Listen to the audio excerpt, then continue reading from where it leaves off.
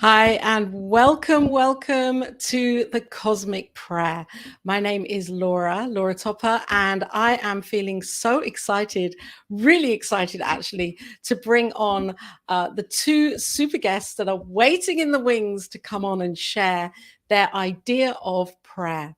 I have met both of these wonderful individuals before as they have come into my classes at Florida campus to talk about their own projects and their own lives and their own experience of being incredible ministers ministering in the world right now. So what a blessing to be here with Reverend Z Egloff and Reverend Dr. Melissa Phillippe.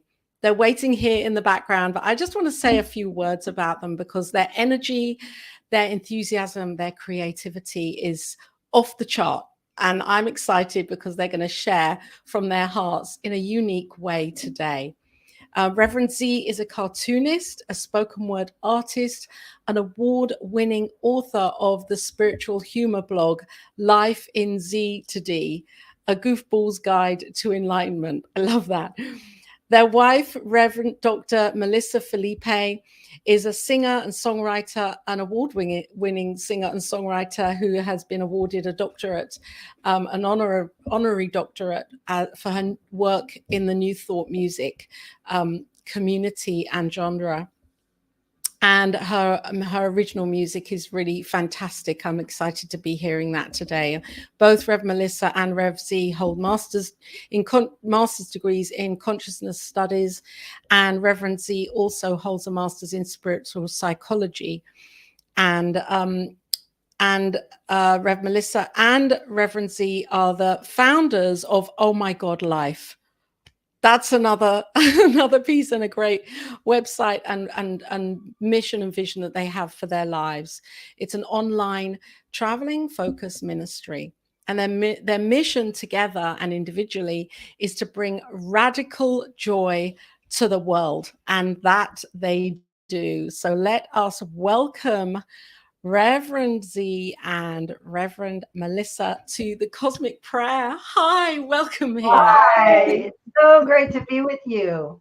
Finally. I know we tried it. This has been in the works for a long time, and we're doing it. Yay! Yeah. It has, yes. We kind of went here and there, and now here we are. And this is amazing. And I'm so grateful that you're both here together because I'm excited for this conversation on prayer. You know, each week we discuss prayer and what prayer really means and our journey with prayer and your journey with prayer. And I'm just really interested to begin with. You know, you're here together, so I'm going to kind of one and then the other. But whoever would like to begin this, or maybe together you have a kind of a way of answering this together of what it is about prayer that guides and inspires your ministry. Wow, that's a good question. That's a good answer.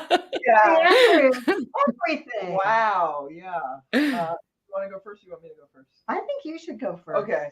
Guides and inspires our ministry. Well, we both love the 5-step prayer treatment taught at Centers for Spiritual Living. We're both ministers in that tradition, and for both of us, we love that format. And so it's something that we both use every day. We have a dedicated spiritual practice. We meditate every day, and we do treatment for ourselves every day. We're also in a prayer support group where we pray for each other, which is really amazing.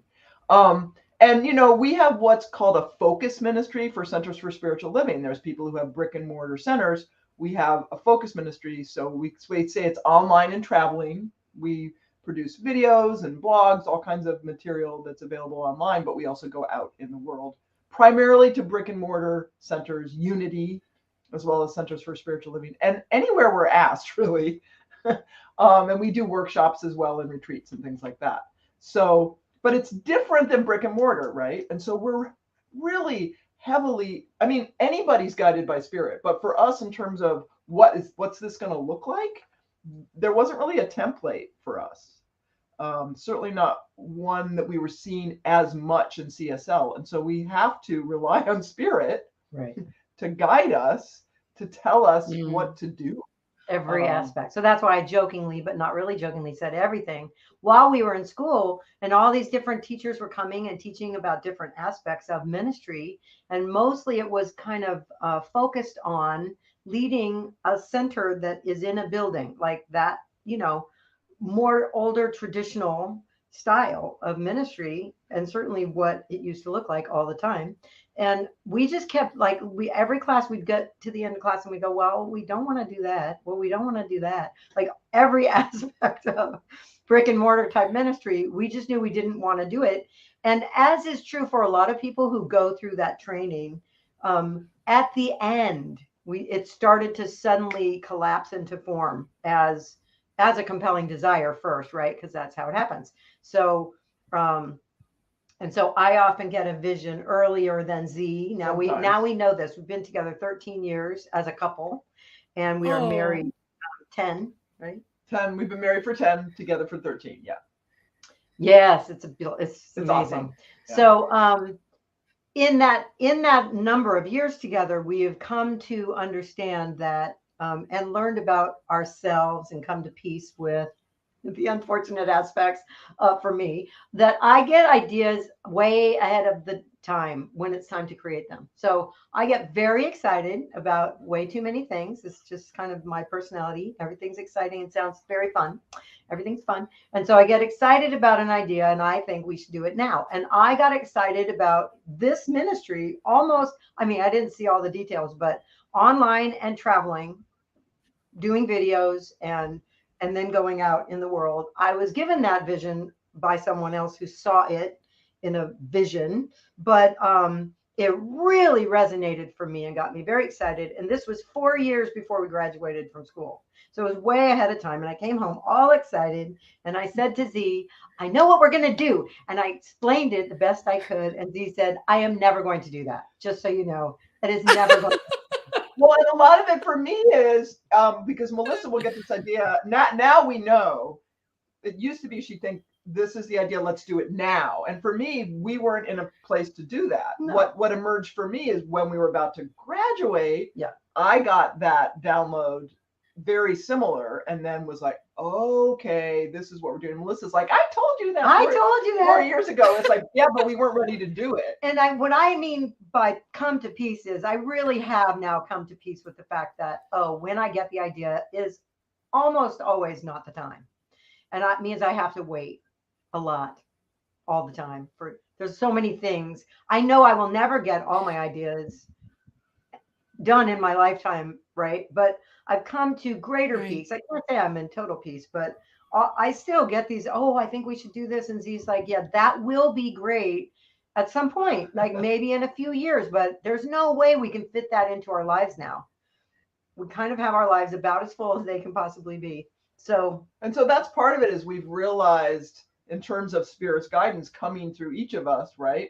We've realized now, okay, Melissa might get the ideas way ahead of time. We've learned to kind of work with that. And Z has gotten kinder at saying, that's a great idea, but not now. Because at first Z would just say, no, there's no way we can do that because we don't have time. And Z was responding to my excitement about let's do it now, right? So now we have both come to much better. I mean, now we actually co-create very beautifully together. And what we're doing, there's many moving parts to our ministry. And so we found that prayer, daily meditation, that spiritual practice really helps ground us and helps us keep moving forward in a way that we're continuing to be spiritually fed and spiritually nourished, because certainly ministry can sometimes, for some people, create a giving, but they're not remembering to nurture themselves, including spiritually, which sounds paradoxical for a minister, but we know that happens.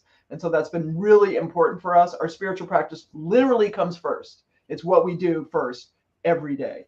So that's also really helped fuel the ministry too. Yeah. And both of us. Wow. And go ahead. Oh no, you go ahead. I don't want to interrupt if there's something else I want to both of us have what we call, so I was going to say two pieces to this. We are very devotional in our relationship, in our experience of the divine. So we experience, like Z calls them downloads. I get knowings. I mean, we have this guidance that's very clear for us, that I think it's unfortunate, but I don't know, comes pretty much only, I mean, not only, but primarily in spiritual practice. So it's not like all day through the day we're getting this, do this, say this, eat this, but more and more, the deeper we go into our spiritual practice for more years. I mean, we've both been doing it for a long, long time, but the more that constant throughout the day guidance does show up. Yeah. But we're both completely committed to allowing our ministry to unfold only from the inspiration that comes from that guidance. And so when I get an idea, usually it's in meditation, but sometimes it's not. And if it isn't, I really have to take it back to spirit in my spiritual practice and say, now, is this just my egoic structure, personality, self saying, oh, this would be so great because blah, blah, blah? Or is this actually you guiding me? So the other piece to that is it affects both of us the way we pray, because we say that what we do is, instead of spiritual mind treatment, we do devotional mind treatment. And the primary difference is that we use the word you to talk to an experienced spirit that is within us. We are not referring to spirit outside of us, like the old school Big Daddy. How do you say it? I love how you say it. The white male senior citizen in the sky who occasionally goes off his meds. That is not the higher power that we refer to. But we are taught in Science of Mind, that God is all that is and God is here, but the God is you, or spirit is you, or the divine is you, is something that for some people is triggering, because it reminds them when they were taught that God is only you, it's only something outside. Mm-hmm. And so Ken Wilber refers to it as the three faces of God. God is I, God is we, everything, God is you. And we loved that idea. And so how we incorporate it in our work is what Melissa's saying, that we when we pray, we'll often say you in the treatment. Now, we are trained not to do this, Science of Mind, religious scientists, but that's why we say this is our way of our personal. Yeah. And I think it's great that you're sharing this right now, because you are giving us permission, and viewers permission, and me permission, and yourselves permission to feel into this, and not to just go by what's the book, because that's how it should be. And you're finding your own way. You found your own way with this that allows you to connect more deeply, and to get to that place of it being this devotional, ritualistic practice where it really means something, rather than, well, they said I need to do it like this, and so I'm going to do it like this because that's what it says in the book. Right. So I love that. What you just made me think of is I cook. I'm a chef. I mean, I make things all the time. And what I know works for me with that is I always follow the recipe exactly the first time, somebody else's recipe. And then I know I can mess with it and how to mess with it. And so I do want to say we did not really start doing what we call this devotional mind treatment until both of us were in ministerial school, which was decades after we started doing the 5-step treatment and other forms of prayer. And we didn't until we graduated really start, presenting this. And we also will talk about why we're doing what we're doing. Well, we actually do a talk or we'll explain the context, because some people are like, wait a minute, well, you're not supposed to do that, Right. And it can be triggering. So it isn't for everyone. It's not for everyone. I mean, I spent a lot of years never using the word God, because that was like, what is that? I mean, it's the version that Z was describing, right? The old guy in the sky who goes off his meds, who's, randomly violent and horrible. And I had experiences with that version of God that was like, I want nothing to do with that. So that was part of my healing journey, was to never pray that way, never even really pray like that. And then I got clean and sober, and I needed to be asking for some help. So that started to shift it for me. But it is an evolution for everyone, right? And I know for some people, it's not going to be the right way for them. So yeah. I really love the way that when I asked you about prayer, you kind of went straight into visioning, talking about visioning, and how I feel that for you, that's such an integral part of your devotional practice, is to be open to the whisper or the shout or the scream or that silent voice or whatever it is, to guide you in your ministry, in your ministering, because you're not, you don't have a building with a format. And this is like, okay, we're open here. Let's just listen and go with the flow. And it's so beautiful because it feels really freeing and expansive.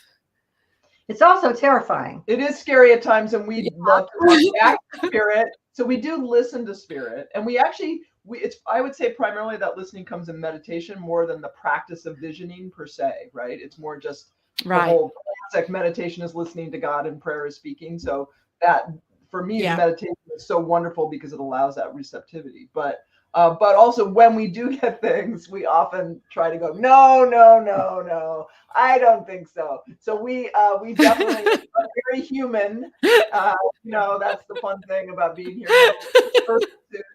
And how does that work for you? Never well. It never goes well. It never goes well, but sometimes we just have to do it anyway. Like, oh, spirit. But like you said, it can be a whisper. They will always just get louder. It's not going to go away. So it always say no all you want. It always makes me up when I go like, oh no, spirit, like the all-knowing one.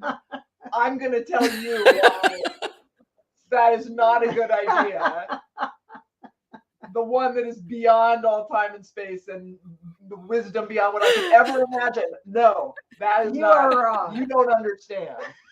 So there you go. Being human is fun. Yeah. And so I can imagine you kind of just going straight to your cartoon table, drawing out a cartoon about that one. Yeah. Well, it certainly is because fodder for blog posts and videos and talks. Right. Because that has been a lot of our ministry, is just being really authentic with our humanness as well as our divinity, and sharing, because we are kind of at base, we're both performers, right? We're both, writers and musicians and teachers. Mm-hmm. And so the idea of storytelling in our ministry has been really strong. So yeah, we have all kinds of stories to tell. We can tell on ourselves a lot. Yeah. Yeah. And your creativity, because your ministry has so many creative strands to it. It's like a beautiful kind of, I don't know, it just feels like there's all a sunshine with rays. Actually, the diagram, the behind you is like, hey, there's the cartooning, there's the music, there's the blog. Yeah, it's all these different Ted, our graphics guy, he put like a rays behind. That's cool though. I never thought of that before. I'd never heard it described that way either. So thank you. That's beautiful. That's cool. Thank you. Yeah, that's wonderful. Well, and when we did a sacred covenant, that's sort of like a spiritual version of a business plan or something, or a mission. It's got all that in it. So we did a sacred covenant before we started our ministry, and part of that process is you distill the ministry intention to one word, and our word is joy. And part of that for each of us, we've had such a big experience, and we are very, very blessed, incredibly blessed with very joyful lives. Yes. I mean, we're madly in love. We love our ministry. We love our life. We are so blessed. And that did not come without doing some work along the way to clear out lies and beliefs that are like, no, that's not true. And it also comes with daily practice to maintain that, because that's the other thing. I think people can go, oh, look at them, they have this or whatever. or even that each of us in our individual Lucky. lives, we get to a place we really like, and then we go, oh, well, now I can kind of, Now I want to stay like now I this. can slack a little so I don't have to be as vigilant with my practice or whatever, right? I think it's very easy for all of us to do, to kind of Yeah. want to coast sometimes. Yes. And what we found is it's vital to keep up the practice. Sometimes, especially when things are going well, whatever that means. Right. So we don't go to sleep. Right. Yeah. That's when like we can get lulled by the comfort right into, whoops. Yeah, I forgot that I'm creating this. Yeah, and for me that feels like having a vision and then reaching parts of that vision where it feels okay, I'm here now, and that's good. Yeah. And then kind of not realizing that, oh, we can make this vision greater and keep going with this practice to better our lives. We don't have to just stay at where we thought. I don't have to stay at where I thought would be okay. Right. Because then That's I'm just so kind of great. not really. Yeah. So how, I'm interested how you first found spiritual mind treatment. I mean, how did you discover spiritual mind treatment, or was it through, you have different stories? Yeah, that's what I'm really interested in that. Because we met at a center. So yeah, we were so both for there. me, I grew up without basically without much religion. My parents weren't particularly religious. We occasionally went to an Episcopalian church, but I basically grew up without religion, which was actually good because I didn't get inundated with ideas that could be, especially as someone who's I define as gender rich. I have a whole lot of gender going on, and I'm not straight. So as a queer gender rich person, to not be inundated with a bunch of stuff about who I was great, and grew up in a college town. So I approached spirituality. I had my first spiritual opening and awakening when I was 23, and then started reading everything that I could get my hands on. And I was outside. There weren't any spiritual communities near me. And so I was mostly through reading. And one of the first books that I loved was Louise Hay, who I now know came through the Center for Spiritual tradition, right? And that was one of my first favorite books, right? And then I went to my Same first here. Yeah, she's just such a blessing, right? And her legacy is just huge now. Yeah, she's wonderful. So my first metaphysical church was a Unity, and that was when I was in my early 30s.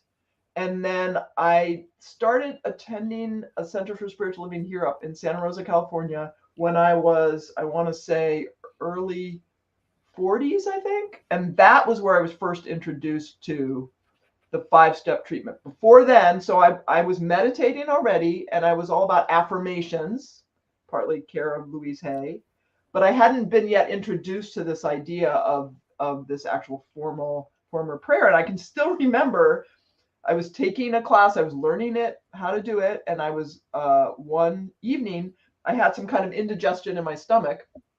And I said, well, I could treat about this right now. And I did.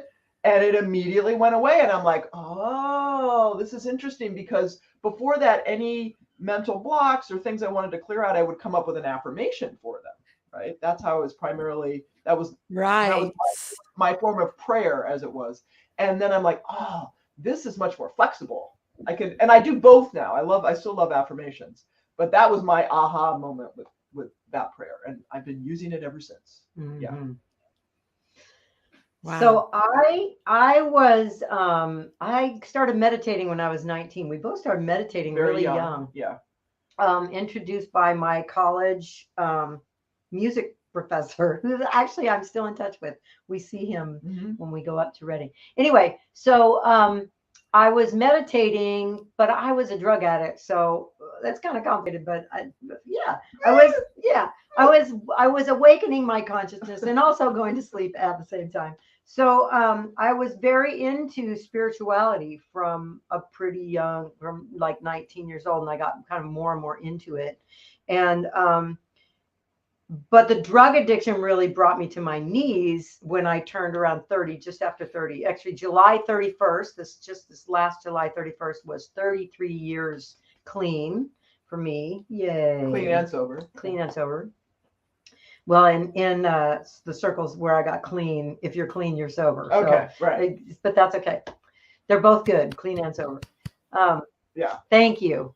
Yes. And so as happens with I think a lot of beautiful people in that circle, not long after I had new friends, and some of them knew about Centers for Spiritual Living, which wasn't even called that then. It was called Church of Religious Science, Church right? of Religious Science. And so I went to one, actually a few different times, different ones where friends were going before I got clean. And I thought it was kind of cool, and that's about it. And then after I was sober for years, a few years, I had a friend who had me come and sing at her center where she was music director. And that was when I went, ooh, I really like this. This philosophy is everything I believe in. And they're calling it a church, which I don't really like that word church, but it's a church that is aligned with what I believe in. And so I was probably 33, I guess, or something at the time. So that was a long time ago now. And I started attending. I actually got a job at doing music. That's how I got into it first, was I was doing Sunday music, and just kept getting more and more into it from there. So started taking classes and kept taking classes, and wow, it became my life. So yeah. And you've created 9 albums of songs, which is incredible. That's so beautiful, and Thanks. you must feel just so overjoyed about that. To have 9 albums is a huge. Yeah, she doesn't wake up every morning like, woo, I got 9. But it's a wonderful process. I actually never say that. It well, is. But now maybe you will. You'll say, Laura said. What'd you say? The almost Reverend. You need to do that. Yeah, you'll have the almost Reverend Laura. It's acknowledging. In your head. Yeah. Yes, I mean it is something that I should actually celebrate, and it's just that when I'm doing them, I'm doing. Oh yeah. Right? But of course. It's such a joy. I mean, it's such. And those one at a time. Yeah. A lot goes into making an album. It's not, my God, yes. I think there's so much involved, and I think to make one album is like, oh my God, life. The first one was the first one was hellacious. I mean, it was just, and I don't even mean anything about the process other than my own mind. I mean, it took thousands of dollars in therapy just to make it. I mean, really, because we have beliefs about ourselves. And in my belief about myself, I was not someone who would have that or do that or be that person. And it had been my lifelong dream from when I was a kid. I wanted to be Janis Joplin. Very good musician, not necessarily a good life to live. And I became very much like Janis. And I died. My heart stopped at one point because of it, because I was so into party. Yeah. So I wanted to be a rock star, and the music I created does not make me a rock star, but it was still that dream of having an album, having CDs, and that was not in alignment with my belief about myself. And it took a lot to allow myself to keep going, When I was married to a man before Z, and I came home to him one day and I said, I think it's time for me to do. I had recorded 2 albums because I did 2 at a time. I did the song CD, Infinite Possibilities, and the chant CD, Chants of a Lifetime, at the same time. They were released together because one is songs and one is chants. And so I came home years later, one time from a tour, and I said to my then husband, David, I think it's time for me to create new music. I'm like, I've got these songs. I'm like singing the same songs every time I go out, and I want new ones. And I've got new ones, but I think it's time to record them. And he said, "Are you sure?" Like, because he had been there for the first one and thought, I don't really want to go through that again. It was very hard to go through that with you. But none of them have been as hard. And now we're co-creating them with not only Spirit, but Z. Now they're fun. Now they're really fun to create. Yeah. And I didn't have that at all, I guess, because for me, I didn't have all that other stuff about it. Like we've done 2 CDs together so far, and we're almost finished a third. But for me, it was more like, what am I doing? Like, okay, Yeah. I guess, yeah. I didn't really have all that stuff because it hadn't been part of my dream. There wasn't baggage about it. I just had a little backpack. It was just like, okay, all right. Although I did everything initially though, because when I got the download, the Spirit said do a rap, do spoken word. I'm like, no. That was one of those cases where I'm like, no, I'm not going to do that. So that was the resistance, was just be willing. Then they told me, just be willing to do it. Right. My part. Yeah. And I'm just so thrilled that you're doing it. I mean, I know what I'm going to put your. I'm just going to share this because I know that you do this this amazing thing for people that are actually, I'm not dotting around here, but I'm just saying, sign up to RevZ's and Rev Melissa's website, because when you sign up, put your birthday in, you're going to get a very, very special surprise on your birthday, which is a handwritten song and a hand-sung song and a mouth-sung song, especially for you on your birthday, because I received it and it's beautiful. It's such a lovely gift to have on my birthday. Thank you so much for that. It's one of our favorite things to do. We write and record a new song every year, and it's really fun. And make a video every year. And we love doing it. It's just really fun. So fun. Yeah. Yeah, it's one of our greatest joys. So am I going to get... Will I have a different one next year? Yes, every year you get a new one. Every year you get a new one. And actually what we do is we send it, we put it on Facebook pages of our friends, but we only give them last year's. So the only people who are seeing this year's video are our friends on our mailing list. So you have to be on our mailing list to get this year's current one. So people have to get on that list. Yeah, they get the people on our mailing list. We'll get the brand new one. Yeah, it's really fun. And every January 1st, we turn it around. So yeah. And there's our website. It's amazing, and I love your website. It's so not what I think about when I think of, what you mentioned before. Really not tuning into the word or the idea or the concept of church, and how we're bringing these teachings of, of life really and truth to ourselves and to those that really tune in, how we can do that in such fun and joyous and meaningful ways. And that's not doing a spiritual bypass, of course. It's accepting all of it as God, and yet showing up so creatively.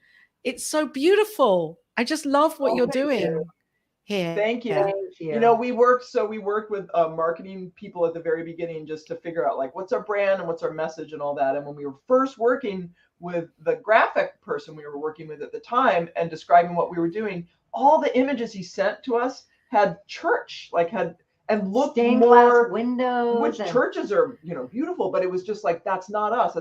And so we just kind of put it aside and didn't do it. And then we went our merry way and created all more content. And then we went back to him at that point when we had more out there. And he was an old friend of mine, so he was on our mailing list. So by then he'd seen some of our stuff, and he's like, "Oh, I was doing the wrong thing before." And then he created the banner that's still there. But it was like, I think people hear church, they hear minister, they hear reverend, and there's still that different connotation. Not that there's anything wrong with that, because for some people, that's their path, is through church and through a religion, So there's a place for all of it, but it's been interesting for us to see the expectations and assumptions people have about us when they find out that we're ministers. Yeah. We both try to avoid the word sometimes.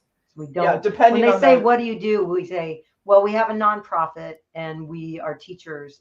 We do spiritual, not religious, the genre. I mean, we just like anything to avoid saying minister. Some people get it. Like you can say minister and it doesn't mean that. But for a lot of people, a lot of people, they're like, oh, isn't it so great that you can actually talk about meditation, even though you're ministers? It's like, oh yeah, you're like overlaying an old definition of minister. Yeah, which is also cool, right? That the definition of minister is expanding. There is new energy coming in.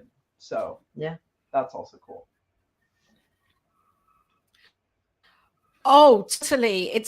For me, it feels liberating, and it's not this idea of, somebody standing and preaching from a pulpit and speaking the word on a Sunday. It's like, okay, I can minister in my way by leading my life and then allowing that to overflow into, through my creativity. And you're doing that with your I mean, I love this blog. And you're doing that.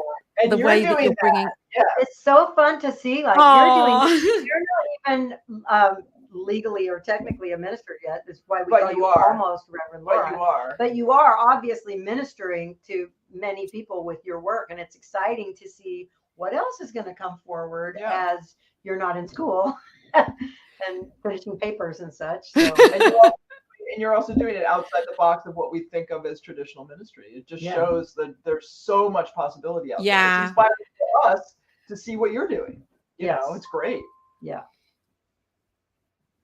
Thank you. And I think a part of that for me is because here in the UK, there isn't the, we don't have that traditional idea of a center here. Even we have teaching centers, 2 of them. And, there isn't the same formats here. So listeners here and ministers here, we're kind of being forced to be really creative and to live from that creativity rather than let's just follow this kind of cookie cutter way of doing it. And that's very liberating. I love it. Because it can show up in really different ways, And I love it that you're doing that right now with focus ministering. I think is really powerful because it allows for us to use our creativity really heightened, like excess on steroids. Let's just really get creative to be in the world. And that isn't for everyone. It's also, they're just like old school church. And old school religion is really best for some people. It's really the right way for them.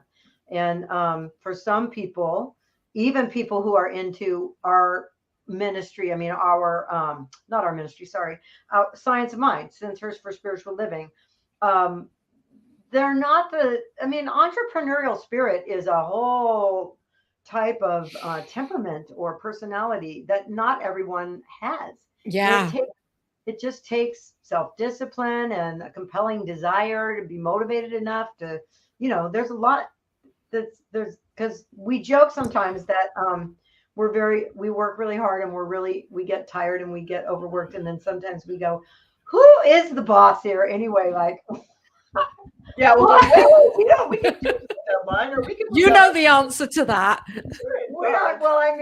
Technically Spirit is actually the boss, but we have created this schedule that, we can change the schedule. Well, and we do have kind of a foot in both worlds because the traveling part of our ministry, at least right now, is primarily in centers and churches on Sunday morning, and we'll do the talk and the music. So it's not our center. We're not responsible to the board or the congregants or the big donors or all that stuff that comes with it.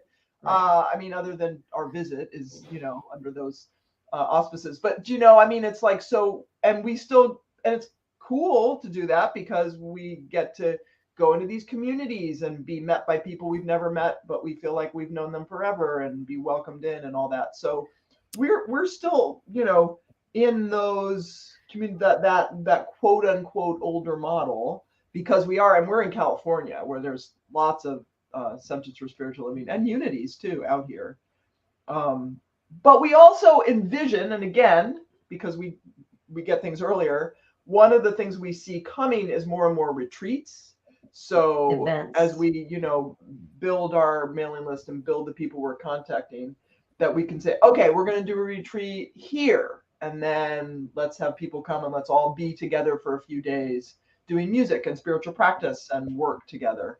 And we imagine, we've done things like that already. We imagine that at this point that we might be doing more and more of that in the future. We're never really sure how it's going to happen, but that's, I would say, is in the vision. Wouldn't you? Yes. Yeah. That's like a central thing. And part of now, so just a little over a year ago, we got a van that is a 25-foot mini RV van. And we just before that, the traveling, we were kind of up against it. And both of us kind of, yelling at Spirit saying, what the hell were you thinking? Having us do this traveling thing. We were staying with people. And it was exhausting. We're introverts doing outgoing extroverted type of work on Sundays or at events anyway, but then we need to like retreat. But when you're staying with other people in their house, you can't really retreat like that. So we were getting sick. I mean, it was just. I heard once that Ernest Holmes, the founder of Centers for Spiritual Living, he would do a talk, and he was known for those talks, right? Really dynamic. And then he would just leave. He did not stay after. He did not chat. He was like, bye, I've done mine. Like out the back door. And I remember when I heard that, I was like, oh, that sounds so nice. Like that. That's so diva. It's diva. Drop the mic and out. It's so diva. Very drop the mic. Whatever. Peace out. But also like, I'm not gonna schmooze. Like, I've delivered my spiritual transmission, and like now you. And I'm gone. And now I'm gone. It takes. Deal with it. There's a certain kind of energy that is the transmission of the work that we do when we're speaking and singing and doing all that. And it's a very different energetic component to then chat with people after. It's very exhausting. I mean, like absolutely. The one takes sort of all of my being anyway, but then the chatting, I don't know. Well, if you're an extrovert, then it's I am then not it's great. an extrovert, clearly. Yeah. Anyway, so we came home from one particular trip and we got sick, and both of us were like, I'm not doing this anymore. So Spirit, you have to come up with something, because this is not sustainable, and it's all on you. It's all your fault anyway that we're doing this. So you have to create something. And right when like we were seriously thinking we're going to have to stop doing the traveling ministry, because we're not going to do it like this. And it's not like we're making so much money at these gigs. We can go pay for a hotel every night and do that kind of, and eat all the food out and all this stuff. Anyway, so right then we received this donation that allowed us, that was exactly the amount of money for this van that I had been pining for years, because I got the vision way ahead. And Z had, and I was like, I actually didn't say out loud because I know now not to. I'm like, yeah, right. Like, that's going to happen. Like, we're going to do that. I did not say it out loud because I knew not to. I'm like, I don't want to bring that into form, right? Like, I'd love that if that happened. So I'm not going to speak my So I just want to ask, because I know there's a lag. Are you actually driving the van, Z?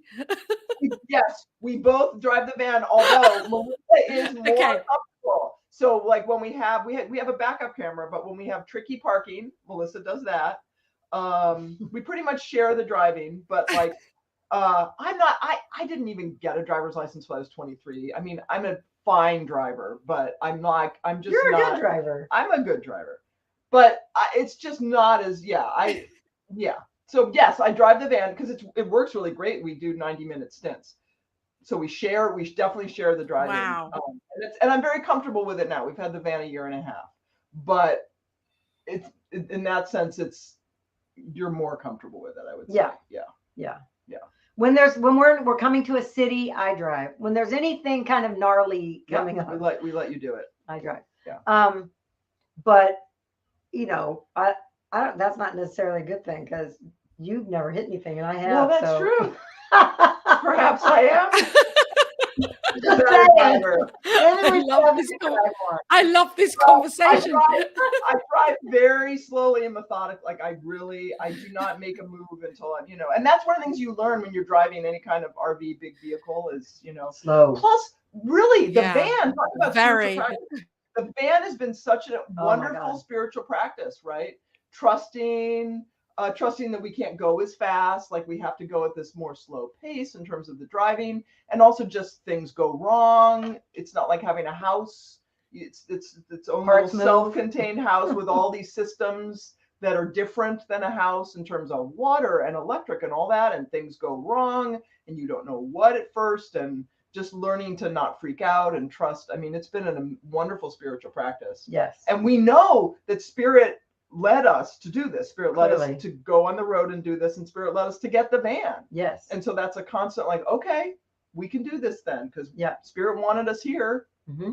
So. And it was stressful at first, but what I think I was starting to say is, it's made it an absolutely beautiful experience touring. Yeah, so now it's great. Now it's like we love being at home and creating all this content. We mostly try to get ahead on the content before we head out on tour, because it's harder with internet.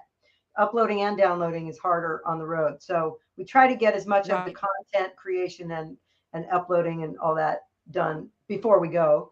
But we love that. I'm the videographer person. Z creates the what we're going to say and stuff, that part too. But and edits my editing. But I make the videos, right? And I love that more than anything I've ever done. And I didn't even start doing it until 6 years ago. I had no idea I would love doing videos. Our ministry is this many. We're 8. We're 8 years old. Our ministry. I mean, I love it. And Z does all these other things and loves it. And then we go on the road and we're camping in between the gigs. So we go out and we're out in nature more. It's very healing. We sleep a lot. Both of us really value our sleep, and we sleep the same time every night. I mean, it allows us to keep our schedule. We eat well. We do that.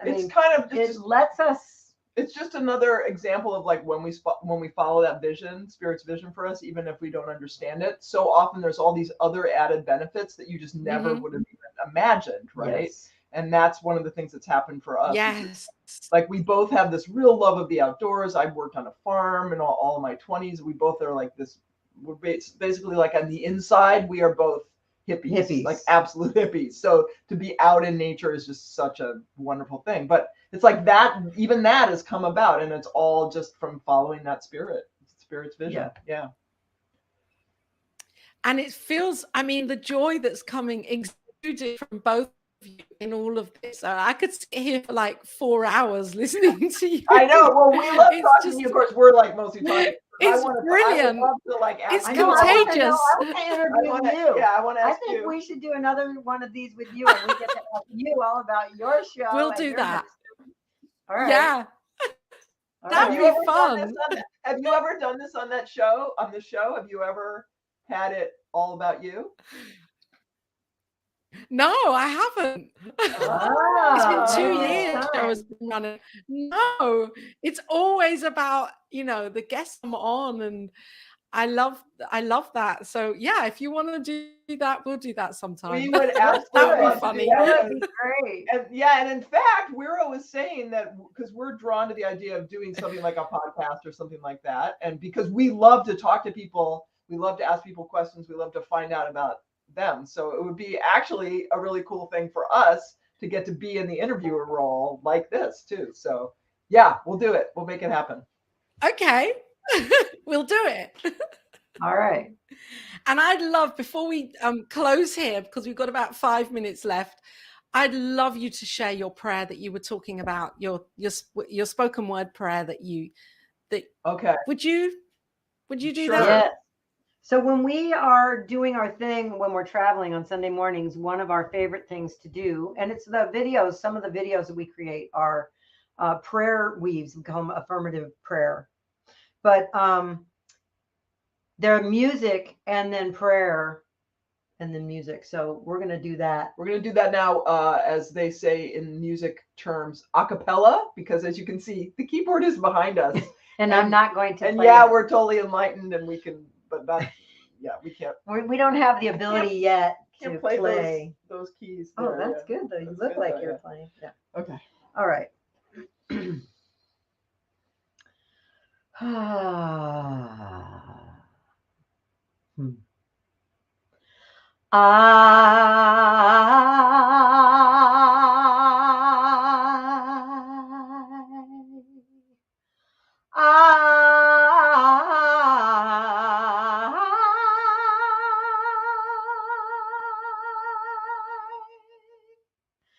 I am remembering who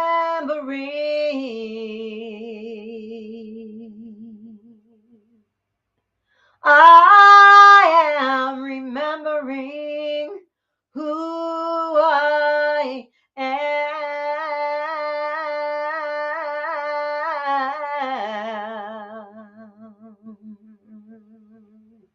I am remembering who I am.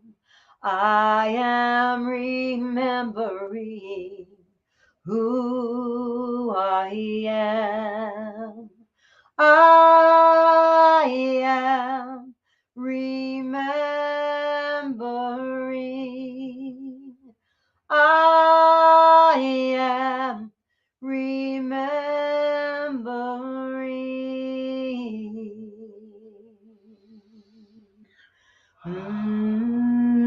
Sweet Spirit, you are all that is, all life, all light, all wisdom, all power, all knowing, in and through all of creation, including right here, right now, through and as me, Melissa, Laura, and everyone listening to this prayer. We are all you. We are divine beings, divine light in these human forms. And so I speak my word right here, right now, for everyone hearing this prayer, knowing that our lives are blessed by you, our lives are fortified by you, our lives are continually being expanded and renewed and made better through you, as you. And I claim right here, right now, that each and every one of us is deepening our connection to you, however that may be, through prayer, through meditation, through spiritual practice, through joy, through fun, through petting a cat or playing with a child. However it is that we connect with you, I speak and claim right now that each and every one of us does this at a deeper level from this point on. And I am grateful. I am grateful for the joy that you bring me.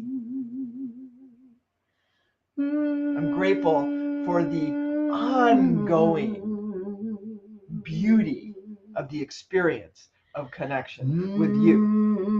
And so for now, I just release this word back to you because you take it, you make it better than I could even imagine. I say yes, you say yes, everybody says yes. Yeah. And I release this now by saying Amen. Amen. Ashe. Ashe. And so it is. So it is.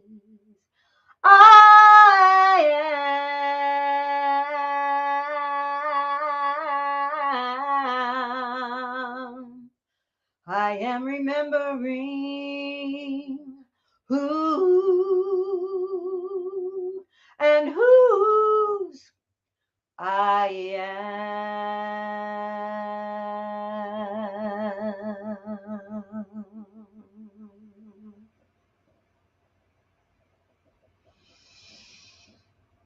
am. And so it is.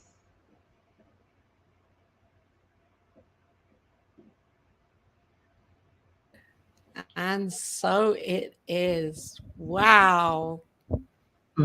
Thank you.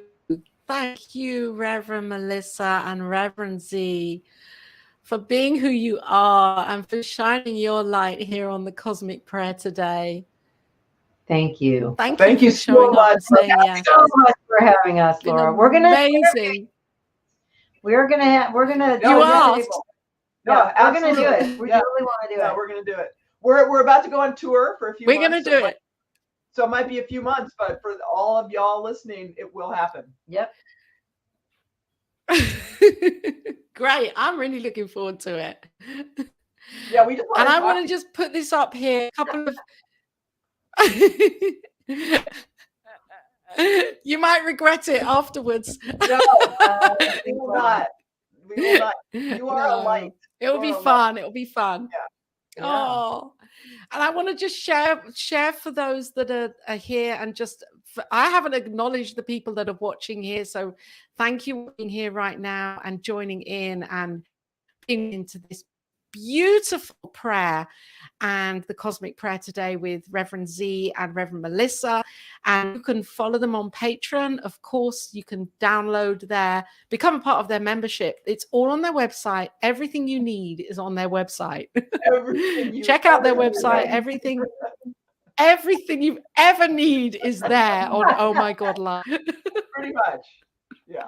You can find it all. I was really bummed out, and I went to your website for 10 minutes and I felt better. It's like, oh, that's fun. Yeah. Yeah. Yeah, there you are. There's all different ways that you can find the joy and know the joy of and connect with joy in your heart here on their website. Yeah. So ohmygodlife.com. Even we're on a lot of the social media platforms too, but the links for those are all on our website. All on your website. And even saying the name of your website, it kind of lifts, Oh My God Live. It's like, Oh My God Live. Oh my God, live. It's brilliant. Yeah. So thank you again for being here and shining. Thank you. So fun. Thank you. Thank you everybody for watching. Yeah, great fun. And thank you for watching. You can support this amazing focus ministry here, New Thought Media Network. Of course, we bring you programming like this every single day of the year. Woo! All sorts of different things, conversations, podcasts, music. You got to come on and share your music onto the net. That would be great. And different discussions and teaching moments with all of the presenters here on the network who are devoted to sharing New Thought teachings and inspiring each of us really to tune into the love that we are, the divinity that we are. So there's the network's website. Just go and have a look. It's really great. There are lots of different things that you can see on the website and find out more about New Thought Media Network. And of course, the donate link is there. If this feeds your heart and your soul, you can be woven into the consciousness of the network. And thank you again, Reverend Z, for shining your light here on the today. Thank you. Thank you. See you again here. Thank you. Be back here next week with the Cosmic Prayer.